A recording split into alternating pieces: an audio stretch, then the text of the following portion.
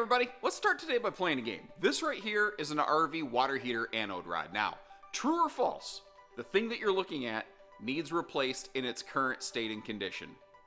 If you said true that needs replaced, you need to stay tuned. First of all, maybe proper introductions for those who haven't met me yet. My name's Josh. Welcome to Bish's RV, everybody.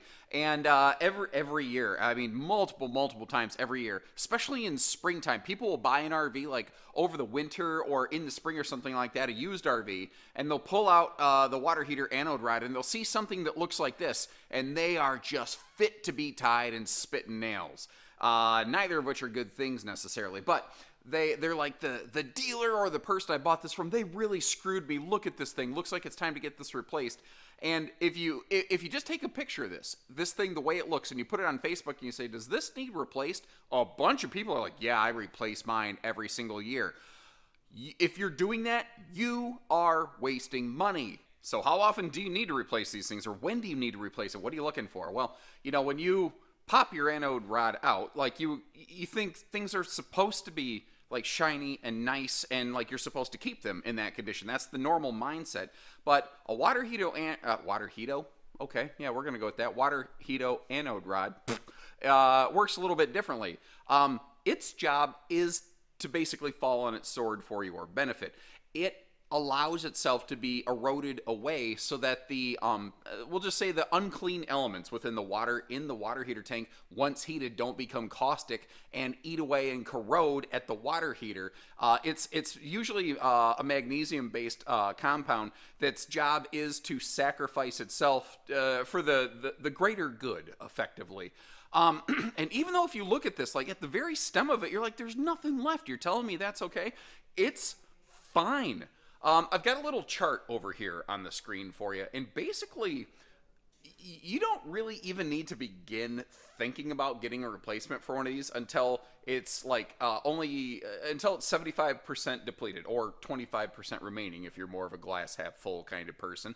But technically speaking, you don't actually need to replace this until there's nothing left but just the core, just the rod itself. I will say that is a little bit aggressive and penny pinching for me. Once it gets to about less than 10% lifespan, that's probably when I would swap it out myself. So how long does a water heater anode rod tend to last? Well, it kind of depends on water quality and the quantity of usage, but under normal use case scenarios, about every 3 to 5 years. Now, if someone's like a full-time RVer and the park that they frequent regularly has garbage water, it may decay faster. You may need to potentially replace it every single year, but for most of us, that's not what you should expect.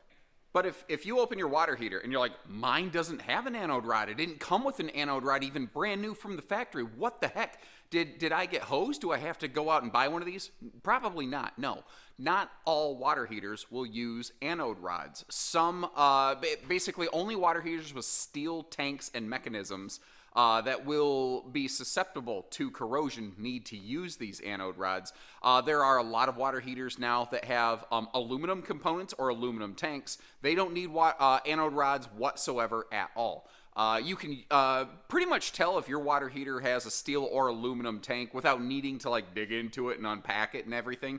Basically, if your drain plug on your water heater is plastic, usually white plastic, but sometimes black plastic. If it's plastic, then it's an aluminum tank. If you have a metallic drain plug, which also is the anode rod, then you probably have a steel tank and want to use one of these things. So, will any old anode rod work? Well, there technically are a couple different varieties. I don't think most people would make this mistake, but if I don't say it, someone's going to.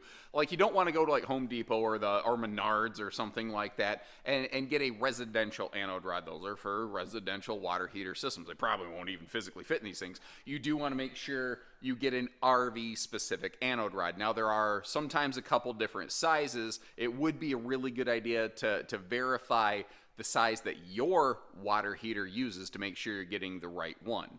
Because when it comes to anode rods, size matters. So how do you check or replace it? Well, thankfully, it's pretty easy. Now, the first thing you want to do is make sure you cut off the water service to your RV, because if you pull this thing, you don't want to just start gushing water out of the tank. From there, you want to remove the cover for the water heater. This is really important. Make sure you hit the pressure relief check valve. because otherwise you're going to get super soakered, which is really funny when somebody forgets to do that, by the way. Then you want to get like a hex nut ratchet head, basically, and it's really handy for your ratchet wrench if you have like an 1.5 to 2 inch extension, just so that you can make sure you clear everything, because otherwise it can be really, really hard to get in there. Now, from there, you just unscrew it, and you either check, replace, put it back if it's okay, whatever you need to do. And I know today's video is not the biggest, most importantest video you've ever seen in your life, but even if it's something small that where we could save you a little bit of money and some time and some hassle down the line, that's what we want to do. And I don't care if you bought from us or not. This is just handy information from anybody. So if you appreciate this, if you're in like a Facebook group or something where you see this question or you think this could help somebody, do me a favor and hit that share button. Follow along if you enjoy the handy information. You know, we're not asking you for a single thing. We're not trying to sell you a single thing today. Just trying to be helpful and improve the community, you know. If you like that, hit that subscribe button, and we'll see you the next time. So take care, stay safe, have fun, and happy camping, everyone.